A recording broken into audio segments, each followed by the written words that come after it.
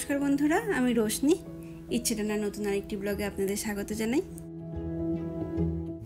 আজ শুক্রবার সকালে ঘুম থেকে উঠে মোবাইল খুলতেই চোখে পড়লো এয়ার ইন্ডিয়ার সেই ভয়ঙ্কর খবরটা। মানুষের কত স্বপ্ন, আশা, আকাঙ্ক্ষা সব এক নিমেষেই পুড়ে ছাই। সত্যি ভাগ্যের কাছে মানুষ কত অসহায়। আজ সকাল থেকেই আমাদের এখানকারও আকাশ দেখুন কীরকম ভার হয়ে আছে। এদেরকে টিফিনেতে আর তেমন কিছু করে দিতে ইচ্ছা করেনি, একদম সহজে বাটার পাউরুটি করে দিয়েছি। কিন্তু এই মাংসটা কালকে ডিপ ফ্রিজ থেকে নর্মাল ফ্রিজে ভরে রেখে দিয়েছিলাম। আজকে যদি আমি এটাকে না করি পুরো নষ্ট হয়ে যাবে। এমনিতেই তো এখানকার মাংসগুলো বেশ নরম হয়, তার মধ্যে সারা রাত নর্মাল ফ্রিজে আছে, তাই ইচ্ছা না থাকলেও আজকে আমাকে এটা করতেই হবে। কাজের ফাঁকে ফাঁকে যখনই একবার করে মোবাইলে হাত দিচ্ছি, সোশ্যাল মিডিয়াতে ঘোরাফেরা করছে কত নতুন নতুন ছবি। এই ফটোগুলো দেখছি আর মনে হচ্ছে সত্যি মানুষের জীবন কত ক্ষণস্থায়ী। এই আছে তো এই নেই, পরের মুহূর্তে যে কী ঘটবে আমাদের জীবনে কেউ সেটা জানি না। আর আমরা যারা একটু দূরে থাকি তাদের কাছে এয়ার ইন্ডিয়ার নামটা শুনলে একটা অন্যরকম অনুভূতি হয়। আসলে এই প্লেনটির মাধ্যমেই আমরা একদম ডাইরেক্ট দেশে ফিরতে পারি, তো সেই জন্যেই। তবে আমরা সরাসরি টরন্টো থেকে কলকাতাতে পৌঁছাতে পারি না, তবে দেশের মধ্যেই তো প্রথম পাটা রাখতে পারি।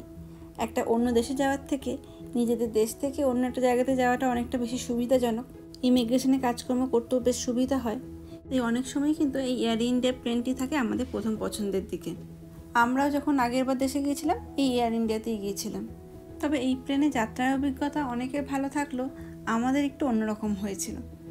কিছু কিছু তিক্ত অভিজ্ঞতা বলতে পারেন। যেমন প্রথমেই যেটা আসে, আমরা একটা অনেকক্ষণ সময় ধরে একটা জায়গাতে বসে থাকি। ছোট ছোট বাচ্চা নিয়ে যাওয়া হয়। 17-18 ঘন্টা একটা জায়গাতে বসে থাকা বাচ্চাদের জন্য যে কতটা কঠিন সেটা আমরা সবাই জানি। সেক্ষেত্রে প্রত্যেকটা সিটের সামনে যে টিভি স্ক্রিনগুলো থাকে সেইগুলো ঠিকঠাক থাকাটা খুবই দরকারি। আগেরবার যখন আমরা এই এয়ার ইন্ডিয়া দিয়ে গিয়েছিলাম এবং ফিরেছিলাম, দুবারই কিন্তু আমাদের এই সামনের স্ক্রিনগুলো কাজ করেনি। শুধু আগেরবার না, তার আগেরবারও যখন গিয়েছিলাম তখনও ঠিক সেম অবস্থা হয়েছিল। তবে জানেন তো, টিভির জন্য অতটা আমার খারাপ লাগেনি। যতটা না খারাপ লেগেছিল, ফেরার সময় আমাদের রীতিমতো পচা খাবার দেওয়া হয়েছিল, এবং সেটার রিয়াকশানের যে ছেলেদের কী অবস্থা হয়েছিল সেটা ভাবলে এখন আমার ভয় লাগে। এই প্লেনটি যেহেতু একদম ডাইরেক্ট দেশে যাচ্ছে, তাই অন্যান্য প্লেনের তুলনায় এই টিকিটের দামও কিন্তু একটু বেশিই থাকে। তাই এত বেশি টাকা দিয়ে টিকিট কেটে যদি বাজে পরিষেবা পাওয়া যায়, সেক্ষেত্রে খারাপ তো একটু লাগবেই। একজন মানুষের এক এক রকম অভিজ্ঞতা থাকে। আমি শুধু আমার অভিজ্ঞতাটার কথাই শেয়ার করলাম আপনাদের সাথে। এদিকে আমার চালটাও ভাজা হয়ে গেছে। যে পরিমাণ চাল নিয়েছি তার ঠিক ডবল জল দিয়ে বসিয়ে দিলাম, আর এইদিকে মাংসগুলোকে একটু ভেজে নিচ্ছি। আজকে আবার ছেলেটার স্কুলে একটা প্রোগ্রাম আছে 1:30 থেকে, সেখানে একবার যেতেও হবে। সেই জন্যই আজকে এই ফ্রাইড রাইস আর চিলি চিকেন করার কথাটা ভেবেছিলাম। কারণ ভাত, ডাল, তরকারি এসব করতে তো একটু সময় লাগে, যদি সময়তে না যেতে পারি। আর বাড়িতে বেশ কিছু ক্যাপসিকাম নিয়ে এসেছিলাম, এইগুলোরও ভালো একটা সদ্ব্যবহার হলো। এই যে এদিকে নুন মিষ্টি দিয়ে দিলাম। এখানকার মানুষরা আবার কোনো পরিমাপ কিন্তু আন্দাজে দেন না, একদম নির্দিষ্ট পরিমাণে যে চামচগুলো হয় বা কাপগুলো হয় সেইগুলো ব্যবহার করেন। আমাদের মতো এই চিনির ঢাকনা দিয়ে চিনি দিয়ে দিলাম বা হাতের আন্দাজে যা খুশি দিয়ে দিলাম, সেটা কিন্তু ওনারা করেন না। এই যে এদিকে আমার ফ্রাইড রাইসটা মোটামুটি হয়ে গেছে, এবার একটু বসানো থাকলে বাকিটুকু সেদ্ধ হয়ে যাবে। আর এদিকে মাংসগুলো আমার ভাজা হয়ে গেছে। আগে ছেলেদের জন্য অল্পগুলো তুলে রেখে দিই। এই পকোড়া করলে গরম গরম পকোড়াটা তো খেতে বেশ ভালো লাগে। ক্যানাডাতে এখন মাঝে মাঝে কিন্তু বেশ বৃষ্টি পড়ছে। আসলে এখানে তো বর্ষাকাল বলে তেমন কোনো ঋতু হয় না, তবে এক ঋতু থেকে অন্য ঋতুতে যাওয়ার সময় যে সময়টা থাকে সেই সময়টাতে কিন্তু দেখছি এখানে বেশ ভালোই বৃষ্টি হয়। এখন যেমন স্প্রিং থেকে সামারের দিকে এগোচ্ছে, তাই মাঝে মাঝে এখানে এখন বৃষ্টি হচ্ছে। আর এখানকার বৃষ্টি জানেন তো আমাদের দেশের মতো এরকম টানা হয় না, একটু হলো তারপরই আবার রোদ ঝলমলে আকাশ। আর সেই জন্যই দুদিন আগেই যে গাছগুলো পুরো ন্যাড়া ছিল সেই গাছগুলোতে এখন সবুজ পাতাতে ভর্তি। অন্যান্য গাছগুলো তো অনেকদিন আগেই সবুজ পাতা চলে এসেছে, কিন্তু আমাদের বাড়ির সামনে যে গাছগুলো থাকে সেই গাছগুলোতে পাতা সবার শেষে ঝরে, আবার পাতা তৈরিও হয় অনেক দেরি করে। এই যে সব সবজিগুলো দিয়ে দিয়েছি, এবার একটু হোক, ততক্ষণে বরং শসাটা একটু কেটে নিই। এখানকার স্কুলগুলোতে জুলাই মাস থেকে তো ছুটি পড়ে যায়, তাই এই লাস্ট মাসটা হচ্ছে এখানকার খুব আনন্দের সময়। প্রত্যেক সপ্তাহেতেই কিছু না কিছু অনুষ্ঠান থাকে, আর ট্রিট দেওয়া হয় স্কুল থেকে মাঝে মাঝেই। আজকেই তো ওদের স্কুল থেকে আইসক্রিম পার্টি আছে। তবে স্কুল থেকে কোনো খাওয়া দাওয়ার অনুষ্ঠান হলে সেটা একদম হঠাৎ করে আয়োজন করা যায় না।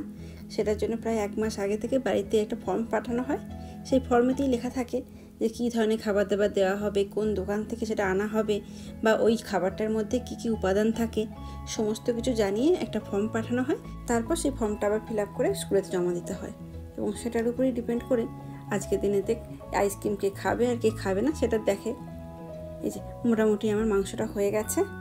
খুব একটা লঙ্কা ছেলেরা খায় না, তার জন্য উপর থেকে একটু গোলমরিচ দিয়ে দিয়েছি আর 2টো লঙ্কা দিয়েছি। এখন এই 1টা মতো বাজে। এবার তাহলে তাড়াতাড়ি খেয়ে স্কুল থেকে একবার ঘুরেই আসি। সকালের দিকে আকাশটা একটু মেঘলা থাকলেও বৃষ্টি কিন্তু হয়নি, আর এখন কিন্তু বেশ গরম। আর মিকু স্কুলে যেতে গিয়ে দেখলাম এই ফুলগুলো, কয়েকদিন আগে আপনাদের দেখিয়েছিলাম না হলুদ রঙের ফুল, সেই হলুদ রঙের ফুলগুলোই শুকিয়ে এরকম হয়েছে। এগুলো একটু হালকা হাওয়া দিলেই পুরো সমস্ত উড়ে চলে যায়, আর সেই জন্যই এগুলো যেখানে যেখানে পড়ে সেখানে সেখানেই আবার পরের বছরে গাছের জন্ম হয়। এই রকম ছোটো ছোটো অনুষ্ঠান মাঝে মাঝে দেবাঙ্কনের স্কুলেও হয়, কিন্তু ওর স্কুল তো আমার বাড়ি থেকে বেশ কিছুটা দূরে, তার জন্য যাওয়া হয় না। এই যে মিকুদের স্কুলে চলে এসেছি, ওদের যে জিম রুমটা আছে সেখানেই আর কি এখানকার সব অনুষ্ঠানগুলো হয়। এখানকার স্কুলে তো আর কোনো ইউনিফর্ম নেই, তবে বাড়িতে যদি কোনো সবুজ জামা থাকে আজকে সেটা পরে আসতে বলেছিলেন। তবে যদি সেটা না থাকে তাহলে তার জন্য কিন্তু কেনার কোনো প্রয়োজন নেই। ওই যে মিকারা স্টেজে উঠে গেছে।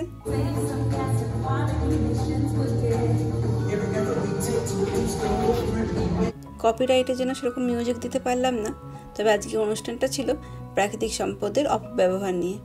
অনেক গল্পের মাধ্যমে বাচ্চাদের বোঝানোর চেষ্টা করা হলো যাতে এই জল, কারেন্ট যেগুলো প্রকৃতির সম্পদ সেগুলো যাতে নষ্ট না করা হয়, আর এইগুলো অকারণে নষ্ট করলে যে ভবিষ্যতে আমাদেরই ক্ষতি হবে সেইগুলো বোঝানো হলো। এখন ওই 2:30 মতো বাজে। আজকে আবার মিকুর দাঁতের ডাক্তারের কাছে রুটিন চেক আপ আছে, তার জন্য আধ ঘন্টা আগে একেবারে স্কুল থেকে তুলে নিয়ে এখানে চলে আসলাম। এখানে বছরে 2বার করে দাঁতের রুটিন চেক আপ হয়। এখন দাঁত পরীক্ষা করে আবার দেখবেন দাঁতে ক্যাভিটি আছে কিনা, তার জন্য এখন এই স্ক্যান করা চলছে। যদি ক্যাভিটি ধরা পড়ে তাহলে দাঁত পরিষ্কার করে দেওয়ার পর আবার এই ক্যাভিটিটাও ভরাট করতে হবে। সব কাজ হয়ে গেছে, এবার ডাক্তার এসে আরেকবার দেখবেন। আর বাইরে বেরিয়ে দেখছি দেখুন এরকম বৃষ্টি শুরু হয়েছে। মিকুর 3টে ক্যাভিটি ধরা পড়েছে। আজকে বেচারা খুব লেগেছে। একটা ক্যাভিটি আজকে ভরাট করে দিয়েছেন, আর 2টো ক্যাভিটির জন্য আরেকবার আসতে হবে। সামনের সপ্তাহে আমাদেরও দাঁত দেখানো আছে, সেদিন ওর জন্য অ্যাপয়েন্টমেন্ট করে নিয়েছি, সেদিন বাকি 2টো করে নেওয়া হবে। এখন বলেছেন 30 মিনিট যাতে কিছু না খাওয়া হয়, তাই আজকে তো আর বাড়ি গিয়ে লাভ নেই, একদম সমস্ত কিছু গুছিয়ে নিয়ে এসেছি সুইমিংয়ে যাওয়ার জন্য। এখান থেকে একেবারে সুইমিং ক্লাস করে তারপর বাজার করে বাড়ি আসবো। মিকুর জন্য একদম কিছু খাবার নিয়ে এসেছি, সুইমিং ক্লাসের পর ওটা দিয়ে দেবো। আর এই সামনে দেখুন কী সুন্দর প্লেনটা নামছে। আমাদের বাড়ির খুব কাছেই এয়ারপোর্ট, তাই যখনই এখন আকাশে প্লেন দেখছি মনে মনে বলছি সবাই যেন তাদের গন্তব্যস্থলে ভালোভাবে পৌঁছায়। আজ তাহলে ভিডিওটা এখানেই শেষ করছি। কেমন লাগলো অবশ্যই জানাবেন, যদি ভালো লেগে থাকে লাইক কমেন্ট করে দেওয়ার জন্য অনুরোধ করে রাখলাম। ভালো থাকবেন, সুস্থ থাকবেন, আবার দেখা হবে পরবর্তী একটি ভিডিওতে।